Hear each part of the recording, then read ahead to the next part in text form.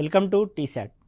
ఈరోజు మనం జీవశాస్త్రంలో భాగంగా విటమిన్లు మరియు వాటి లోపం వలన కలిగేటువంటి వ్యాధుల గురించి నేర్చుకుందాం. మనకు తెలుసు నిత్య జీవితం లోపల మనకి విటమిన్లు మన శరీరం లోపల జీవక్రియలు అనేటువంటివి సక్రమంగా జరగాలనంటే విటమిన్లు ప్రత్యేకమైనటువంటి పాత్రను వహిస్తాయి. మరి ఎన్ని రకాల విటమిన్లు ఉన్నాయి, ఏ ఏ విటమిన్లు ఏ ఏ సోర్స్ల నుంచి అంటే ఏ పోషక పదార్థాల నుంచి మనం పొందవచ్చు, అదేవిధంగా వాటి లోపం కలిగేటువంటి వ్యాధులు, ఆ వ్యాధుల యొక్క లక్షణాల గురించి ఒక్కొక్క దాని గురించి అధ్యయనం చేద్దాం. ముందుగా విటమిన్లను గురించి చూసినట్లయితే ఇవి జీవి పెరుగుదలకి మరియు ఆరోగ్యవంతంగా ఉండుటకు అత్యవసరమైనటువంటి అనుబంధ ఆహార కారకాలు అని చెప్తున్నాం. ఇవి ప్రధాన ఆహార కారకాలు కావు, ఇవి సప్లిమెంట్స్ అని పేర్కొనడం జరుగుతుంది. అనుబంధ ఆహార కారకాలు అనేటువంటివి చెప్పడం జరుగుతుంది. ఇక్కడ చూడండి, జీవి పెరుగుదలకి, ఏదైనా ఒక జీవి పెరుగుదలకి మరియు హెల్తీగా ఉండడం కోసం, ఆరోగ్యవంతంగా ఎటువంటి వ్యాధుల బారిన పడకుండా ఉండడానికి అవసరమైనటువంటి అనుబంధ ఆహార కారకాలనే మనము విటమిన్లుగా పేర్కొనడం అనేటువంటిది జరుగుతుంది. సో ఈ విధంగా పెరుగుదలకి మరియు ఆరోగ్యవంతంగా ఉండడానికి, వ్యాధుల బారిన పడకుండా ఉండడం కోసము ఇవి ఉపయోగపడుతున్నాయి అనుబంధ ఆహార కారకాలు. కాబట్టి వీటిని అతి ముఖ్యమైనవిగా పేర్కొనడం అనేటువంటి జరుగుతుంది. ఈ అతి ముఖ్యమైనవి అనేటువంటి ఈ అంశానికి అనుబంధంగానే మనము వైటల్ అనేటువంటి పదాన్ని తీసుకోవడం జరిగింది. ఈ విటమిన్ అనేటువంటి పేరు ఏ విధంగా వచ్చింది అని అంటే అతి ముఖ్యమైనవి అని చెప్పడం కోసం వైటల్ అని. మరి ఈ విటమిన్లన్నీ కూడా అమైనో సమ్మేళనాలని పేర్కొనడం జరుగుతుంది. అమైనో సమ్మేళనాలని అంటే అమైనో యాసిడ్స్ అని మనకి నేర్చుకోవడం జరిగింది. RC+NH2 లేదా వీటిని అమైడ్లని, అదేవిధంగా RNH2 వీటిని అమైన్లని పేర్కొనడం అనేటువంటిది జరుగుతుంది. సో అమైన్లు మరియు వీటిని అమైడ్లు అని పేర్కొనడం జరుగుతుంది. సో ఈ అమైన్లు అనేటువంటివి విటమిన్లలో సాధారణంగా ఉంటాయి. సో అమైనో సమ్మేళనాలు కావున వీటి పేరు చివరన అమైన్ అని తీసుకోవడం జరిగింది. సో ఈ రెండు పదాలని కలుపుతూ మనకి విటమిన్ అనేటువంటి, సో ఈ పేరు ఎన్ చివరన ఈ అనేటువంటిది ఉంది కారణంగా దీన్ని వైటమిన్ అని పిలవడం అనేటువంటి జరుగుతుంది. వైటమిన్ అనేటువంటి పేరుని మనము ఈ పదార్థాలకి, అనుబంధ ఆహార కారకాలకి ఇవ్వడం అనేటువంటిది జరిగింది. ఈ రకమైనటువంటి పేరుని ఇచ్చినటువంటి శాస్త్రవేత్త, ఈ విటమిన్లను కనుగొన్నటువంటి శాస్త్రవేత్త ఫంక్ అనే విషయాన్ని గుర్తుంచుకోండి. ఇంతకుముందు పోటీ పరీక్షల్లో అడిగినటువంటి ప్రశ్న ఇది. విటమిన్లని కనుగొన్నటువంటి శాస్త్రవేత్త ఫంక్ అనే విషయాన్ని గుర్తుంచుకోండి. ఇవి సప్లిమెంట్స్, ఇవి ప్రధాన ఆహార పోషకాలు కాదు, అనుబంధ ఆహార కారకాలు. నెక్స్ట్ మనం ఇంకా చూసినట్లయితే ఈ విధంగా ఇవి అమైనో సమ్మేళనాలను ముందుగా అనుకున్నప్పటికీ తర్వాత కాలం లోపల ఈ విటమిన్లు అన్నీ కూడా అమైనో సమ్మేళనాలు కాదని గుర్తించి ఈ పేరు చివరన ఉన్నటువంటి ఈని తొలగించడం జరిగింది. అంటే మనకి వైటమిన్ అని పిలిచాం కదా ఇంతకుముందే మనము, ఏదైతే వైటమిన్ అని ఈ విధంగా పేరు చివరన ఏదైతే ఈ ఉందో ఈ ఈని తొలగించడం జరిగింది. ఎందుకనంటే మనకున్నటువంటి విటమిన్లు అన్నీ కూడా అమైనో సమ్మేళనాలు కాకుండా ఉన్న కారణంగా ఈ ఈని తొలగించి ప్రస్తుతం మనము విటమిన్ అని పిలవడం జరుగుతుంది. విటమిన్ అని ఈ సింగులర్ వర్డ్గా, విటమిన్స్ అనేటువంటిది ప్లూరల్ వర్డ్గా మనం వాడడం జరుగుతుంది. సో ప్రస్తుతం విటమిన్లు అని పిలుస్తున్నాం. సో ఇది ఈని తొలగించడానికి గల కారణము. ఈ విటమిన్లు అన్నీ కూడా అమైనో సమ్మేళనాలు కావు కాబట్టి ఈ ఈని తొలగిస్తే విటమిన్ అనేటువంటిది మిగిలిపోయింది మనకి. నెక్స్ట్ మనకి ఇంకా చూసినట్లయితే ఇవి సహజంగా శక్తిని ఉత్పత్తి చేయడంలో కానీ అదేవిధంగా దేహ నిర్మాణంలో కానీ పాల్గొనవు. అంటే మనం తీసుకున్నటువంటి పోషకాల లోపల ప్రోటీన్లు, కార్బోహైడ్రేట్లు అనేటువంటివి ఉంటాయి. కార్బోహైడ్రేట్లు శక్తి ఉత్పత్తికి ఉపయోగపడితే ప్రోటీన్లు అనేటువంటివి దేహ నిర్మాణానికి ఉపయోగపడతాయి. సో ఇవేవైతే విటమిన్లు ఉన్నాయో ఈ విటమిన్లు దేహ నిర్మాణానికి కానీ శక్తి ఉత్పత్తికి కానీ తోడ్పడవు. కానీ శక్తి ప్రసరణ లోపల, అంటే ఒక చోటు నుంచి మరో చోటు శక్తి ప్రసరించడానికి కానీ, జీవక్రియలు ఏవైతే ఉన్నాయో ఆ జీవక్రియలను నియంత్రించడానికి కానీ ఒక్కొక్కసారి జీవక్రియ రేట్ని పెంచాల్సి వస్తుంది, ఒక్కొక్కసారి జీవక్రియ రేట్ని తగ్గించాల్సి వస్తుంది. ఆ రకంగా జీవక్రియల నియంత్రణలోను శక్తి ప్రసరణలోను విటమిన్లు అనేటువంటివి కీలక పాత్రని పోషిస్తాయి. ఇక్కడ మనం ఏమంటున్నామంటే సహజంగా శక్తిని ఉత్పత్తి చేయడానికి కానీ దేహ నిర్మాణానికి కానీ విటమిన్లు అనేటువంటివి ప్రత్యక్షంగా పాల్గొనవు. కానీ శక్తి ప్రసరణ లోపల జీవక్రియల నియంత్రణ లోపల ఇది కీలకమైనటువంటి అంశం. జీవక్రియల నియంత్రణ అనేటువంటిది కీలకమైనటువంటి అంశం. జీవక్రియల నియంత్రణ లోపల కీలక పాత్రను ఈ విటమిన్లు అనేటువంటివి పోషిస్తాయి. కొన్ని విటమిన్లు మాత్రము సహా ఎంజైమ్లుగా పనిచేస్తాయి. ఇక్కడ మనం విటమిన్ల గురించి మాట్లాడుతున్నాము. విటమిన్ల గురించి మాట్లాడుతూ కొన్ని విటమిన్లు సహా ఎంజైమ్లుగా పనిచేస్తాయని పేర్కొనడం జరుగుతుంది. ఒకసారి ఈ అంశాన్ని గమనిద్దాము. మనకి ఎంజైమ్స్ అంటే తెలుసు. ఈ ఎంజైమ్స్ అనేటువంటివి మన దేహంలో జరిగేటువంటి ఏవైతే జీవక్రియలు ఉన్నాయో ఈ జీవక్రియల యొక్క రేటును పెంచుతూ ఉంటాయి. ఎంజైమ్లు అనేటువంటివి జీవక్రియ రేటును అనేటువంటివి పెంచుతూ ఉంటాయి. సాధారణంగా ఒక కెమికల్ రియాక్షన్ అనేటువంటిది జరిగినప్పుడు రియాక్టెంట్ అనేటువంటిది ప్రోడక్ట్గా మారినప్పుడు అంటే క్రియాజనకం అనేటువంటిది క్రియాజన్యంగా మారినప్పుడు తీసుకునేటువంటి సమయం అనేటువంటిది 2 నిమిషాలుగా ఉందనుకోండి. ఇక్కడ ఏదైనా పదార్థాన్ని కటలిస్ట్గా వాడినట్లయితే ఈ కటలిస్ట్ అనేటువంటిది ఈ ఉత్ప్రేరకం అని అంటాము తెలుగులో. ఉత్ప్రేరకం అనేటువంటిది రియాక్షన్ లోపల చర్య లోపల పాల్గొనకుండా ఈ చర్య వేగాన్ని పెంచుతూ ఉంటుంది. సాధారణంగా కెమికల్ రియాక్షన్ లోపల చర్య లోపల పాల్గొనకుండా చర్య వేగాన్ని పెంచినట్లయితే దాన్ని ఉత్ప్రేరకంగా పేర్కొంటాము. దాన్నే ఇంగ్లీష్ లోపల కటలిస్ట్ అని పేర్కొనడం జరుగుతుంది. ఇంగ్లీష్ లోపల కటలిస్ట్ అని పేర్కొంటాం. సో ఈ కటలిస్ట్ కెమికల్ రియాక్షన్ లోపల కటలిస్ట్ ఏ రకమైనటువంటి పాత్రను పోషిస్తుందో జీవక్రియల లోపల ఎంజైమ్స్ కూడా అదే రకమైనటువంటి పాత్రని పోషిస్తాయి. అంటే మనకు ఇప్పుడు గ్లూకోజ్ ఉందనుకోండి. గ్లూకోజ్ అనేటువంటిది విచ్ఛిన్నం చెంది 2 పరమాణువులుగా ఏర్పడాలి లేదా శక్తి విచ్ఛిన్నం జరగాలి అని అంటే ఇక్కడ ఒక రకమైనటువంటి ఎంజైమ్ అనేటువంటిది అవసరమవుతుంది. సో అదేవిధంగా పెప్టైడ్లు అనేటువంటివి సంశ్లేషణ చెందాలి అని అంటే మనకి పెప్టిడేజ్ అనేటువంటి ఎంజైమ్. ఆ రకంగా వివిధ రకాల ఎంజైమ్ల గురించి మనం జీర్ణక్రియ వ్యవస్థలో నేర్చుకోవడం అనేటువంటి జరిగింది. సో ఆ రకంగా ఎంజైమ్లు అనేటువంటివి ఆ చర్యలో పాల్గొనకుండా ఆ చర్య వేగాన్ని పెంచుతూ ఉంటాయి. తక్కువ పరిమాణంలో ఉన్నప్పటికీ మనకి ఎంజైమ్లు అనేటువంటివి ఆ చర్య వేగాన్ని పెంచి మనకు జీవక్రియ రేటును అనేటువంటివి పెంచుతూ ఉంటాయి. సో ఇక్కడ ఎంజైమ్లు ఆ విధంగా పనిచేస్తూ ఉంటుంటే కొన్ని రకాల విటమిన్లు మాత్రం సహా ఎంజైమ్లుగా పనిచేస్తాయని పేర్కొంటారు. అంటే ఈ కటలిస్ట్ ఏదైతే పనిని చేస్తుందో ఈ కటలిస్ట్ యొక్క పనితనాన్ని పెంచడం కోసము మనం ఇంకొక పదార్థాన్ని వాడితే దాన్ని కో కటలిస్ట్ అని అంటాం. సో ఇక్కడ ఎంజైమ్ ఏదైతే పని చేస్తుందో ఆ ఎంజైమ్ యొక్క పనిని పెంచడం కోసము విటమిన్లు పనిచేస్తూ ఉంటాయి. అందుకే కొన్ని రకాల విటమిన్లు అనేటువంటివి సహా ఎంజైమ్లుగా పనిచేస్తూ ఉంటాయి. ఆ ఎంజైమ్ యొక్క పనిని పెంచుతూ ఉంటాయి, పని రేటుని పెంచుతూ ఉంటాయి. అందుకే కొన్ని రకాల విటమిన్లు అనేటువంటివి సహా ఎంజైమ్లుగా పనిచేస్తాయని కూడా పేర్కొనడం జరిగింది. సో ఇది మనకి విటమిన్ల గురించి ఉన్నటువంటి ప్రాథమిక అంశాలు. మనం ఇప్పుడు విటమిన్ల యొక్క వర్గీకరణని చూద్దాం. సో విటమిన్లు అనేటువంటివి ప్రధానంగా 2 రకాలు. అంటే అవి కరిగే స్వభావాన్ని ఆధారం చేసుకొని విటమిన్లను వర్గీకరించడం జరిగింది. ప్రధానంగా నీటిలో కరిగే విటమిన్లు లేదా కొవ్వులలో కరిగేటువంటి విటమిన్లు అని 2 రకాలుగా విభజించడం జరిగింది. నీటిలో కరిగే విటమిన్లు అన్నిటి కూడా చూసుకున్నట్లయితే బి కాంప్లెక్స్ విటమిన్లు ఏవైతే ఉన్నాయో బి కాంప్లెక్స్ విటమిన్ మనకు B1, B3, B6, B12 ఆ రకమైనటువంటి విటమిన్లు ఏవైతే ఉన్నాయో ఆ అన్ని విటమిన్లు కూడా నీటిలో కరుగుతున్నాయి. వాటితో పాటు సి విటమిన్ మనం ఏదైతే ఆస్కార్బిక్ ఆమ్లం అని అంటామో ఆ సి విటమిన్ కూడా నీటిలో కరుగుతుంది. కాబట్టి బి మరియు సి విటమిన్లు అనేటువంటివి నీటిలో కరిగే విటమిన్ల వర్గీకరణగా చేయడం జరిగింది.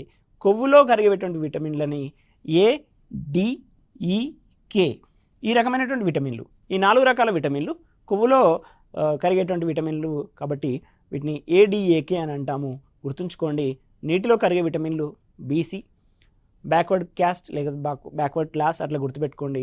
ఎడేక్ అనే విషయాన్ని గుర్తుపెట్టుకోండి. ఏడిఏకే అనేటువంటివి కొవ్వులో కరిగే విటమిన్లు. ఈ కింది వానిలో కొవ్వులో కరిగే విటమిన్ని గుర్తించండి లేదా ఈ కింది వానిలో నీటిలో కరిగే విటమిన్ని గుర్తించండి అని క్రితం అడిగినటువంటి సందర్భాలు. అందుకే ఈ క్లాసిఫికేషన్ ఇక్కడ ఎక్స్ప్లెయిన్ చేయడం జరిగింది. సో నెక్స్ట్ మనకి ఈ వర్గీకరణ అయిపోయిన తర్వాత ఒక్కొక్క విటమిన్ని తీసుకొని ఆ విటమిన్ యొక్క వనరులు అంటే అవి ఎక్కడి నుంచి లభ్యమవుతున్నాయి, అదేవిధంగా అవి వాటి లోపం వలన కలిగేటువంటి వ్యాధులు, ఆ వ్యాధుల వలన మనకు వచ్చేటువంటి లక్షణాలు, ఒకవేళ విటమిన్ లోపిస్తే మనకి ఏ రకమైనటువంటి లక్షణాల రూపంలో మనకు ఇబ్బందులు కలుగుతాయనేటువంటిది ఒక్కొక్క విటమిన్ గురించి చూద్దాము. ముందుగా బి కాంప్లెక్స్ విటమిన్ని తీసుకుందాం. బి కాంప్లెక్స్ విటమిన్ లోపల మొట్టమొదటి B1 విటమిన్. ఈ B1 విటమిన్ యొక్క రసాయన నామాన్ని మనము థయమిన్ అని పేర్కొనడం జరుగుతుంది. B1 అని అంటే థయమిన్. అంటే ఇది చాలా ముఖ్యమైనటువంటి పరీక్షల పరంగా మనకు పోటీ పరీక్షల పరంగా B1 పైన అనేక సార్లు ప్రశ్నలు వచ్చినటువంటి సందర్భం. B1 విటమిన్ యొక్క రసాయన నామమేమి, లేదా B1 విటమిన్ లోపం వల్ల కలిగినటువంటి వ్యాధి, ఆ వ్యాధి లక్షణాలు, ఈ రకమైనటువంటి B1 విటమిన్ ఉన్నటువంటి వనరులు. ఈ రకమైనటువంటి ప్రశ్నలు ఇంతకుముందు వచ్చాయి. ఒకసారి చూడండి. తృణధాన్యాలు, నూనె గింజలు, కూరగాయలు, పాలు, మాంసము, చేపలు, గుడ్లు. ఈ రకమైనటువంటి ఆహార పదార్థాల్లో B1 విటమిన్ ఏదైతే థైమిన్ ఉందో ఈ థైమిన్ అనేటువంటిది సమృద్ధిగా ఉంటుంది. అదేవిధంగా మనకు బియ్యపు పొట్టులో ఉండేటువంటి విటమిన్ అని కూడా ఇంతకుముందు ఒకసారి ప్రశ్న అడిగినటువంటి సందర్భం. బియ్యపు పొట్టు లేదా బియ్యం గింజల యొక్క పౌడర్ ఏదైతే ఉంటుందో దాన్ని మనం తౌడు అని అంటామో, తౌడులో ఉండేటువంటి విటమిన్ ఏది అని ఇంతకుముందు అడిగినటువంటి సందర్భం. అందుకోసమనే మనము ఏదైతే రైస్ని కుక్ చేస్తామో కుక్ చేయడానికి ముందు పదే వాష్ చేయకూడదు, ఒకసారి 2 సార్లు మాత్రమే వాష్ చేయాలని మనకు చెప్పడం జరుగుతుంది. ఎందుకనంటే ఆ బియ్యపు పొట్టు లోపల మనకు ఆ పొడి వంటి నిర్మాణం ఏదైతే ఉందో దాంట్లో ఉన్నటువంటి విటమిన్ ఏదైతే ఉందో దాన్నే థైమిన్ లేదా B1 విటమిన్ అని అంటాము. ఈ B1 విటమిన్ కనుక మనకి లోపిస్తే, B1 కనుక సమపాలలో తీసుకోకపోతే మనకు వచ్చేటువంటి వ్యాధి పేరే బేరీ వ్యాధి అని అంటాము. వచ్చేటువంటి వ్యాధి పేరే బేరీ వ్యాధి అని అంటాము. ఈ బేరీ వ్యాధుల లక్షణాలు కనుక చూసినట్లయితే వాంతులు లేదా మూర్ఛ కలగడము, ఆకలి లేకపోవడము, శ్వాస తీసుకోవడం లోపల ఇబ్బందులు రావడము, అదేవిధంగా ఒకవేళ ఈ బేరీ వ్యాధి యొక్క లక్షణాలు పెరిగినట్లయితే పక్షవాతం కూడా వచ్చేటువంటి అవకాశాలు అనేటువంటివి ఉంటాయి. ఇక్కడ మెన్షన్ చేశాను, మీరు చూసుకోవచ్చు. చివరిగా మనకి పక్షవాతం కూడా రావచ్చు. B1 విటమిన్ వాటి యొక్క వనరులపైన కూడా మనకి పోటీ పరీక్షలో ప్రశ్నలు అడుగుతున్నారు కాబట్టి ఈ కాలం ఇక్కడ పెట్టడం జరిగింది. ఇది ఇంతకుముందు కూడా అడిగినటువంటి ప్రశ్న, బియ్య పొట్టులో ఉండేటువంటి విటమిన్ అని, దాని లోపం వలన వచ్చేటువంటిది బేరీ వ్యాధి అనే విషయాన్ని గుర్తుంచుకోండి. అదేవిధంగా నెక్స్ట్ మనకున్నటువంటి విటమిన్ రైబోఫ్లేవిన్ అని అంటాము. రైబోఫ్లోవిన్ అని అంటే మనకి B2 అని గుర్తుంచుకోండి. B2నే మనము రైబోఫ్లోవిన్ అని అంటాము. వీటి రసాయన నామాలు కూడా గుర్తుంచుకోండి. B3 విటమిన్ యొక్క రసాయన నామము, B1 విటమిన్ యొక్క రసాయన నామము, A విటమిన్ యొక్క రసాయన నామము, C విటమిన్ యొక్క రసాయన నామము, ఈ రకంగా ప్రశ్నలు వచ్చాయి. ఓకేనా? ఇవన్నీ కూడా గుర్తుంచుకునేటువంటి ప్రయత్నం చేయండి. ఈ B2 విటమిన్ లేదా రైబోఫ్లోవిన్ అనేటువంటిది పాలు, గుడ్లు, కాలేయము, మూత్రపిండాలు, ఆకుకూరలు. ఈ రకంగా మనకి రైబోఫ్లోవిన్ అనేటువంటిది సాధారణంగా పాలు, గుడ్లు ఇట్లాంటివి అన్నీ కూడా ఉంటాయి. ప్రత్యేకంగా ఉన్నటువంటి వనరులను మాత్రం గుర్తుంచుకోండి. ఇక్కడ ఆకుకూరలను మెన్షన్ చేయడం జరిగింది, ఇక్కడ ఆకుకూరలు మెన్షన్ చేయలేదు. ఆ రకంగా ప్రత్యేకంగా ఉన్నటువంటి వనరుల గురించి ఆ విటమిన్ గురించి గుర్తుంచుకునే ప్రయత్నం చేయండి. కాలేయము, మూత్రపిండాల లోపల ఈ రైబోఫ్లోవిన్ అనేటువంటిది ఉంటుంది. ఈ రైబోఫ్లోవిన్ లేదా B2 అనేటువంటి విటమిన్ కనుక లోపిస్తే మనకి గ్లాసైటిస్ అనేటువంటి వ్యాధి వస్తుంది. గ్లాసైటిస్ అనేటువంటి వ్యాధి అనేటువంటిది రైబోఫ్లోవిన్ లోపించడం వలన మనకి వస్తుంది. ఇక్కడ నేను ఇవ్వడం జరిగింది గ్లాసైటిస్.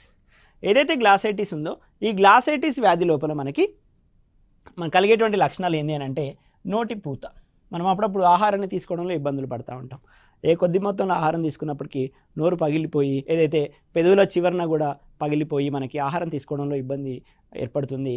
ఆ రకమైనటువంటి వ్యాధినే మనము గ్లాసైటిస్ వ్యాధి అని అంటాము. ఈ పెదవుల చివరన పగలడం అనేటువంటిది, నాలుక పైన పుండ్లు, వెలుతురు చూడలేకపోవడము, పొడిబారిన చర్మం, ఈ 2 లక్షణాలు కూడా ఈ వ్యాధి ముదిరిన తర్వాత మనకి వచ్చేటువంటి లక్షణాలు. వెలుతురు చూడలేకపోవడము, పొడిబారిన చర్మం అనేటువంటివి కూడా వ్యాధి చివరి దశలో ఉన్నటువంటి లక్షణాలు. ముందుగా మనకి నోటిపూత, పెదవుల చివరన పగలడం, నాలుక పైన పుండ్లు అనేటువంటివి ప్రాథమికంగా మనం గమనిస్తాము. ఎప్పుడైతే ఈ లక్షణాలు మనకు కనిపిస్తాయో మనం డాక్టర్ దగ్గరికి పోతే మనకు రెడ్ కలర్లో ఉండేటువంటి రైబోఫ్లోవిన్ ట్యాబ్లెట్స్ అనేటువంటివి ఇచ్చి రోజు 1 లేదా 2 వాడమని చెప్తారు. వాటిలో ఉండేటువంటిదే రైబోఫ్లోవిన్ అనేటువంటిది.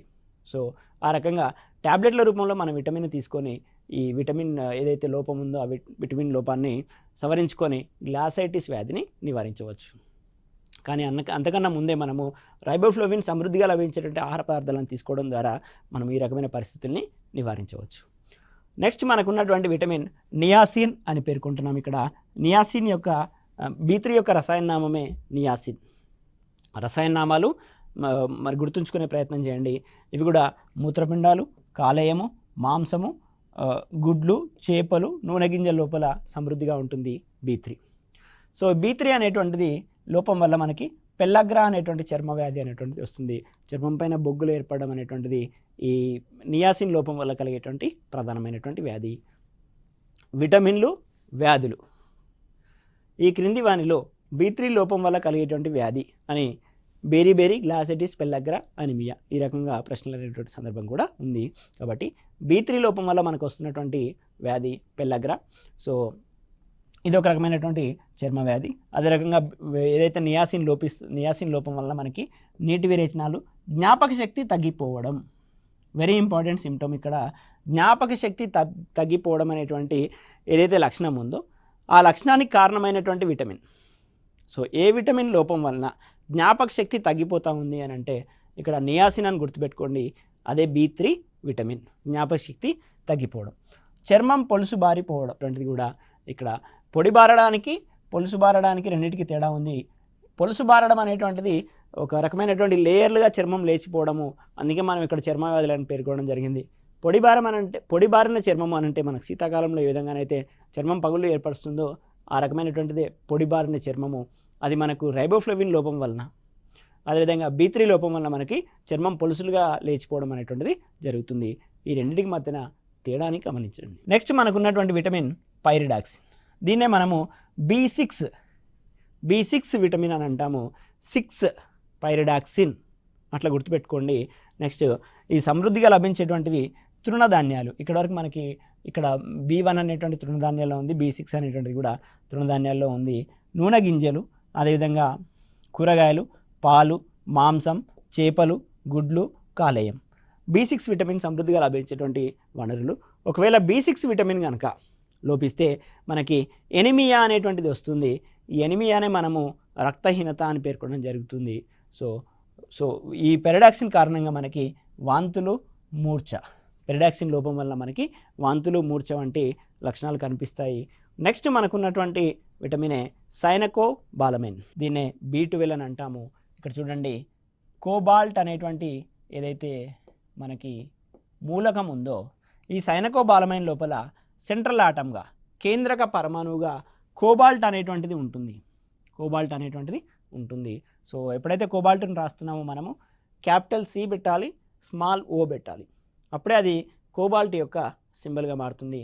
ఒకవేళ మీరు కనుక ఈ విధంగా క్యాపిటల్ C, క్యాపిటల్ O కనుక పెట్టినట్లయితే ఇది కార్బన్ మోనాక్సైడ్ని సూచిస్తుంది.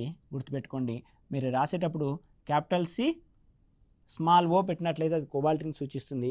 ఈ కోబాల్ట్ అనేటువంటిది సైనకోబాలమైన్ లేదా B12 విటమిన్ యొక్క కేంద్రక పరమాణువుగా ఉంటుంది. కాబట్టి పేరు లోపల మనకి కోబాల్ అమైన్, సయనో కోబాల్ అమైన్. సయనో అంటే CN, సయనైడ్ అయాన్. కోబాల్ అంటే CO, అమైన్ అంటే NH2. వీటి యొక్క నిర్మాణంతో ఏర్పడిందే B12 అని గుర్తుపెట్టుకోండి. సైనకోబాలమైన్ లోపల మనకి కోబాల్ట్ అనేటువంటిది ఉంటుంది. కోబాల్ట్ కేంద్రక పరమాణువుగా ఉన్నటువంటి విటమిన్ ఏది అని అంటే సైనకోబాలమైన్ అనేటువంటి గుర్తించాల్సి ఉంటుంది. సో జీర్ణ వ్యవస్థలో ఉండే బ్యాక్టీరియా దీన్ని సంశ్లేషిస్తుంది. మానవుని యొక్క జీర్ణ వ్యవస్థలో బ్యాక్టీరియా అనేటువంటిది ఉంటుంది. ఈ బ్యాక్టీరియా అనేటువంటిది మనకి ఈ సైనకోబాలమైన్ని సంశ్లేషిస్తుంది. సో దీని లోపం కారణంగా మనకి హానికర రక్తహీనత అని అంటారు. పెర్నీషియస్ అనిమియా అనేటువంటిది వస్తుంది. సో ఈ రకమైనటువంటి సైనకోబాలమైన్ లోపం వల్ల మనకి పెర్నీషియస్ అనిమియా వస్తుంది. ఎప్పుడైతే ఈ రక్తహీనత వస్తుందో మనకి నిస్సత్తువ అనేటువంటిది, ఆకలి మందగించడం అనేటువంటి 2 లక్షణాలు అనేటువంటివి కనపడతాయి. ఈ రకంగా నిస్సత్తువ లేదా ఆకలి మందగించడం అనేటువంటి లక్షణాలు సైనకోబాలమైన్ లోపం వల్ల కలిగేటువంటి ఎనిమియాలో మనకి ఉంటాయి. సో ఇది బి కాంప్లెక్స్ విటమిన్ గురించి. ఇంకా కొన్ని బి కాంప్లెక్స్ విటమిన్లు ఉన్నాయి, అవి ఇక్కడ చూద్దాము. ఫోలిక్ యాసిడ్ అని అంటాం. B9 విటమిన్నే మనము ఫోలిక్ యాసిడ్ అని అంటాము. మనము సాధారణంగా గర్భిణీ స్త్రీలకు ఇచ్చేటువంటి, ప్రభుత్వం సప్లై చేసేటువంటి ట్యాబ్లెట్స్ ఏవైతే ఉంటాయో ఫోలిక్ యాసిడ్ ట్యాబ్లెట్స్, అవి ప్రధానంగా గర్భిణీ స్త్రీలకు అందజేస్తారు. వాటి లోపల ఫోలిక్ యాసిడ్ అనేటువంటిది ప్రధాన అనుఘటకంగా ఉంటుంది. ఎందుకనంటే ఈ ఫోలిక్ యాసిడ్ లోపం కారణంగా మనకి రక్తహీనత అనేటువంటిది వస్తుంది.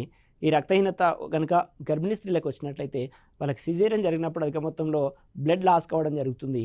అప్పటికే బ్లడ్ లాస్ ఉండి మళ్ళీ సిజేరియన్ టైంలో కూడా బ్లడ్ లాస్ అయితే కనుక ప్రాణహాని కలుగుతుంది. కాబట్టి గవర్నమెంట్ అనేటువంటిది ఈ రకమైనటువంటి రక్తహీనతను నిర్మూలించడం కోసం మనకు ఈ ఫోలిక్ యాసిడ్ ట్యాబ్లెట్లని గర్భిణీ స్త్రీలకి పంపిణీ చేయడం అనేటువంటి జరుగుతుంది. ఇక్కడ ఒకసారి సోర్సెస్ వనరులు కనుక చూసినట్లయితే కాలేయము, మాంసము, గుడ్లు, పాలు, పండ్లు, తృణధాన్యాలు, ఆకుకూరలు. ఈ రకమైనటువంటి వాటి లోపల మనకి ఈ ఫోలిక్ యాసిడ్ అనేటువంటిది ఉంటుంది. B9 అనేటువంటిది ఫోలిక్ యాసిడ్ యొక్క మరో రూపము. అనిమియా, దీన్ని రక్తహీనత అని అంటాము, ఇక్కడ కూడా పేర్కొనడం జరిగింది. సో వీటి లోపల ఈ విటమిన్ కనుక లోపించినట్లయితే నీటి విరేచనాలు, ల్యూకోసైట్ల సంఖ్య తగ్గిపోవడము. ల్యూకోసైట్లని మనము తెల్ల రక్త కణాలు అని పేర్కొంటాము. ఈ తెల్ల రక్త కణాల సంఖ్య కనుక తగ్గిపోయినట్లయితే వ్యాధి నిరోధక వ్యవస్థ కూడా నశిస్తుంది. కాబట్టి సో ఇది డేంజరస్ కాబట్టి మనకి ఫోలిక్ యాసిడ్ ట్యాబ్లెట్లు అనేటువంటివి తీసుకోవడం జరుగుతుంది. అదేవిధంగా జీర్ణ వ్యవస్థలో శ్లేష్మ సమస్యలు అనేటువంటివి కూడా ఈ ఫోలిక్ యాసిడ్ కారణంగానే మనకి వస్తాయి. ఇది B9 విటమిన్ గురించి. నెక్స్ట్ మనం మరో విటమిన్ B5 గురించి చూద్దాము. Pantothenic acid. పాంటోథెనిక్ యాసిడ్, ఈ పాంటోథెనిక్ యాసిడ్ అనేటువంటివి ట్యూబర్స్లో ఎక్కువగా ఉంటుంది. ట్యూబర్స్ అని అంటే మనము దుంపలు అని అంటాం కదా, ఆ రకమైనటువంటి దుంపల లోపల ఇక్కడ చూడండి చిలగడ దుంపలు అని ఇవ్వడం జరిగింది. పాంటోథెనిక్ యాసిడ్ అనేటువంటి చిలగడ దుంపల్లో సమృద్ధిగా ఉంటుంది. అదేవిధంగా వేరుశనగ, కూరగాయలు, అన్ని రకాల కూరగాయలు, కాలేయము, మూత్రపిండాలు, గుడ్ల లోపల మనకి పాంటోథెనిక్ యాసిడ్ అనేటువంటిది ఉంటుంది.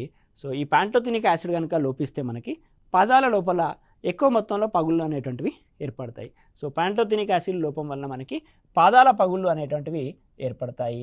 సో వీటి కారణంగా మడమ నొప్పులు, నడవలేకపోవడం అనేటువంటి లక్షణాలు సాధారణంగా కనబడతాయి. ఎప్పుడైతే పాదాల పగుళ్ళు ఎక్కువ అవుతాయో అప్పుడు మనం మడమ నొప్పుల కారణంగా నడవలేకపోతాము. అవే లక్షణాలుగా పేర్కొనడం జరిగింది. నెక్స్ట్ మనకున్నటువంటి విటమిన్ B7 లేదా బయోటిన్. B7 లేదా బయోటిన్ మనకి పప్పు ధాన్యాలు, గింజలు, కూరగాయలు, కాలేయము, మూత్రపిండాలు మరియు పాల లోపల సమృద్ధిగా లభించేటువంటి విటమిన్. దీన్నే B7 లేదా బయోటిన్ అని అంటాము. ఈ వనరుల గురించి మీరు నెగ్లెక్ట్ చేయకండి. వనరుల పైన కూడా మనకి పోటీ పరీక్ష లోపల ప్రశ్నలు అనేటువంటివి వస్తాయి. అంటే ఈ విటమిన్లు ఎక్కడి నుంచి లభిస్తాయి అనేటువంటి వాటిపైన కూడా ప్రశ్నలు వస్తున్నాయి కాబట్టి ప్రత్యేకమైన శ్రద్ధ చూపించండి ఇక్కడ. సో ఈ B7 లేదా బయోటిన్ విటమిన్ లోపం వల్ల మనకి నాడీ సంబంధ సమస్యలు అనేటువంటివి వస్తాయి. సో ఎప్పుడైతే నాడీ సంబంధ సమస్యలు వస్తాయో అది మానసిక వ్యాకులతకి దారితీస్తుంది.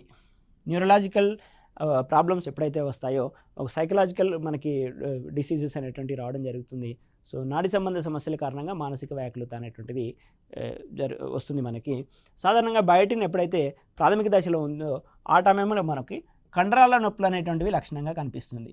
అలసిపోవడం, కండరాల నొప్పులు అనేటువంటివి ఈ B7 లోపం కారణంగా మనకి లభిస్తుంది.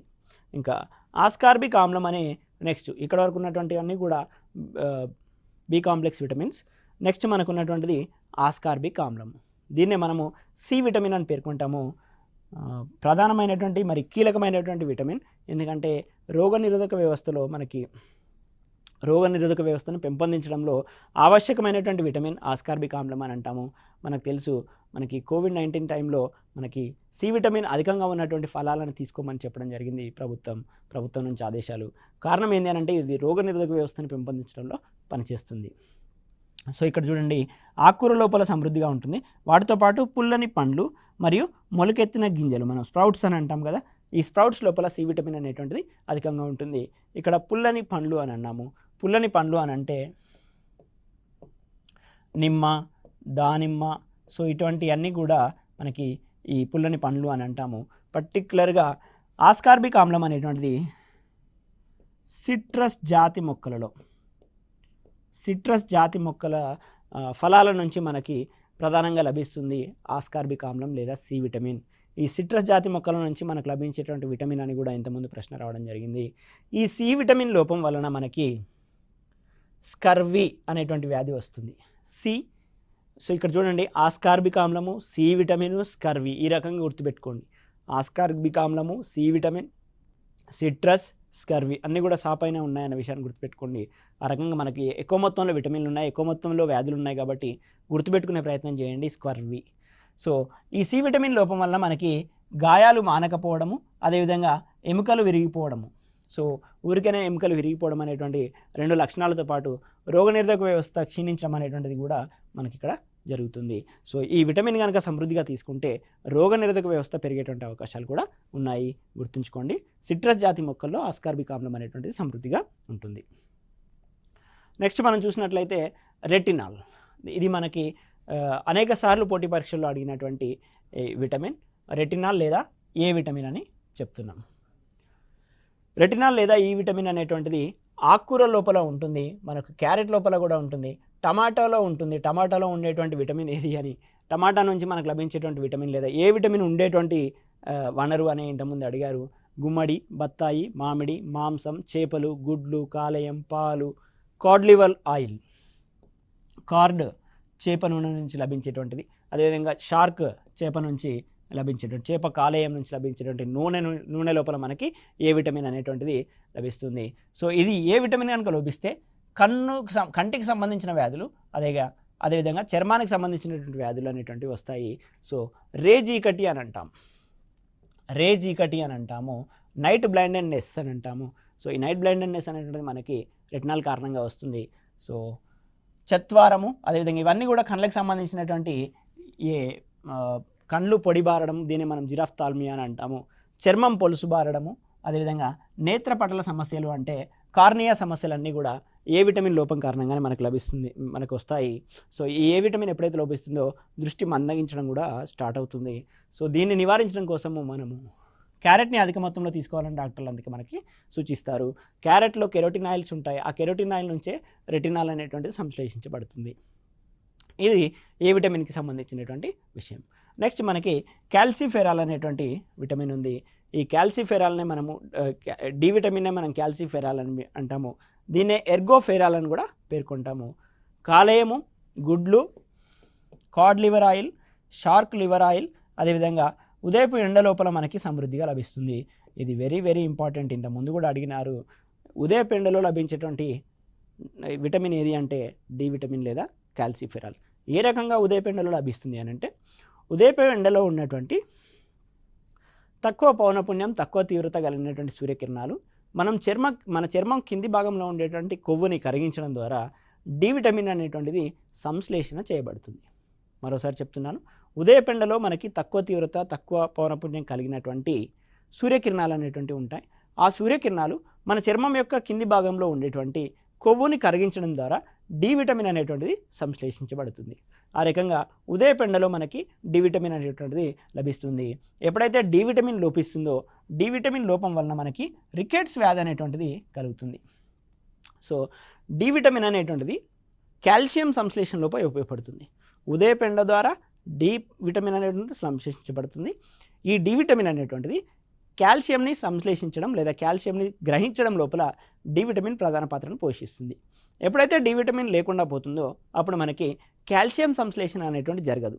ఎప్పుడైతే కాల్షియం సంశ్లేషణ జరగదో కాల్షియం అనేటువంటిది ఎముకల్లో డిపాజిట్ అయితేనే మన ఎముకలు అనేటువంటి దృఢంగా తయారవుతాయి. సో ఈ రికెట్స్ అనేటువంటిది ఎముకలకు సంబంధించినటువంటి వ్యాధి. కాల్షియం డిపాజిట్ జరగకపోవడం కారణంగా, డి విటమిన్ లేకపోవడం, దాని ద్వారా కాల్షియం డిపాజిట్ జరగకపోవడం కారణంగా రికెట్స్ వ్యాధి అనేటువంటిది వస్తుంది. ఈ ఎముకలు సరిగా పెరగకపోవడం, వృద్ధి చెందకపోవడం, పెలుసు బారడం అంటే ఊరికనే విరిగిపోవడం, కింద పడగానే విరిగిపోవడం, లేదా సక్రమంగా ఉండకుండా దొడ్డికాలు అంటే వంకర టింకర్గా ఉండడం, ముంజేతి వ్యాపు, దంత సమస్యలు. సో దంతాల లోపల కాల్షియం డిపాజిట్ అనేటువంటి జరుగుతుంది కాబట్టి ఆ రకమైనటువంటి డిపాజిట్స్ జరగకపోతే దంత సమస్యలు, ముంజేతి వ్యాపు, దొడ్డికాళ్ళు, సో అదేవిధంగా పెలుసుబారడం, ఎముకలు పెలుసుబారడం, సరిగా ఎదగకపోవడం, ఇవన్నీ కూడా కాల్సిఫెరాల్ లేదా డి విటమిన్ లోపం వల్ల జరుగుతాయి. నెక్స్ట్ మనం చూసినట్లయితే టోకోఫెరాల్. ఈ టోకోఫెరాల్ అనేటువంటిది పండ్లు, కూరగాయలు మరియు మూలకెత్తిన గింజలు, స్ప్రౌట్స్ లోపల పొద్దుతిరుగుడు నూనె అని అంటాం, అదే సన్ఫ్లవర్ ఆయిల్ అని అంటాము. దీని లోపల మనకి టోకోఫెరాల్ అనేటువంటిది ఈ విటమిన్ అనేటువంటిది సమృద్ధిగా లభిస్తుంది. ఈ విటమిన్ లోపం వల్ల మనకి వంధ్యత్వం అనేటువంటిది వస్తుంది. వంధ్యత్వ సమస్యలు అనేటువంటివి ఏర్పడతాయి. పురుషులలో కనుక చూసినట్లయితే వంధ్యత్వము, అదేవిధంగా స్త్రీల లోపల గర్భస్రావ సమస్యలు అనేటువంటివి ఏర్పడుతుంది.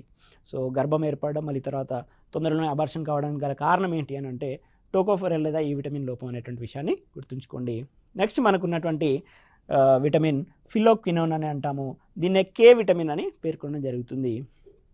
ఇది మాంసం, గుడ్లు, ఆకుకూరలు, పాలు లోపల సమృద్ధిగా లభిస్తుంది.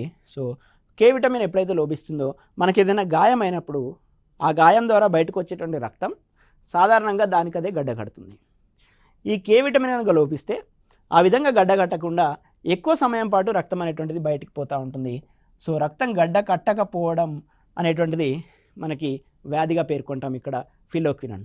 లేదా రక్తం గడ్డ కట్టడంలో ఉపయోగపడే విటమిన్ ఏది అని అంటే కూడా విటమిన్ కే అనే విషయాన్ని గుర్తుపెట్టుకోవాలి. సాధారణంగా ఎప్పుడైతే గాయమవుతుందో ఫైబ్రినోజిన్, ప్రోత్రామిన్, వివిధ రకాలైన ఈ విటమిన్ కే ఇవన్నీ కలిసి ఒక వల్ల లాంటి నిర్మాణాన్ని ఏర్పరిచి ఫర్దర్గా మనకు బ్లడ్ లాస్ కాకుండా ఒక వల్ల లాంటి నిర్మాణాన్ని ఏర్పాటు చేస్తాయి. ఈ విటమిన్ కే లేకపోతే రక్తం గడ్డకట్టకుండా అదేవిధంగా బయటికి రావడం అనేటువంటి జరుగుతుంది. రక్తం గడ్డకట్టుటలో ఉపయోగపడే విటమిన్ ఏది అని అంటే విటమిన్ కే అని గుర్తుంచుకోండి. సో అధిక రక్తస్రావం అనేటువంటిది లక్ష్యం, రక్తం గడ్డకట్టకపోవడం అనేటువంటిది జరుగుతుంది. ఇది లక్షణాలకు సంబంధించినటువంటి సమస్య. నెక్స్ట్ మన విటమిన్ల ఆవశ్యకత ఏంటి అని అంటే ఇవి చాలా కొద్దిపాటిలో ఉన్నప్పటికీ జీవక్రియ లోపల పాల్గొని జీవక్రియలని వేగవంతం చేస్తాయి. కాబట్టి ఇవి కొద్ది మొత్తంలోనైనా కూడా మనం తీసుకోవాల్సినటువంటి అవసరం ఉంది. మనం అనేక రకాల ఆహార పదార్థాలను తీసుకున్నప్పుడే ఈ విటమిన్ల లోపాన్ని అధిగమించి జీవక్రియలని మనము నిర్వర్తించవచ్చు. ఇది విటమిన్లకు ఉన్నటువంటి ఆవశ్యకత. మరి మనకి విటమిన్ల వల్ల మనకు ఉన్నటువంటి చెడు ప్రభావాలు ఏమైనా ఉన్నాయంటే విటమిన్లని సాధారణ ఆహార పదార్థాల రూపంలో కాకుండా ఎప్పుడైతే ట్యాబ్లెట్ల రూపంలో తీసుకుంటామో ఈ ట్యాబ్లెట్ల రూపంలో తీసుకున్నటువంటి విటమిన్లు అధిక మొత్తంలో బాడీలో డిపాజిట్ అయిపోయి అవి ప్రాణహాని కలిగించేటువంటి అవకాశం ఉంది. ఇది విటమిన్లకు సంబంధించినటువంటి చెడు ప్రభావము. కాబట్టి మనం ఆహార పదార్థాల ద్వారానే విటమిన్లను సంగ్రహించాలనేటువంటిది గుర్తుంచుకోవాల్సినటువంటి విషయం. ఓకేనా? సో ఇది విటమిన్లు మరియు వాటి లోపాల వలన కలిగేటువంటి వ్యాధులు. మరో క్లాస్లో మరో అంశంతో మీ ముందుకు వస్తాను. Thank you one and all.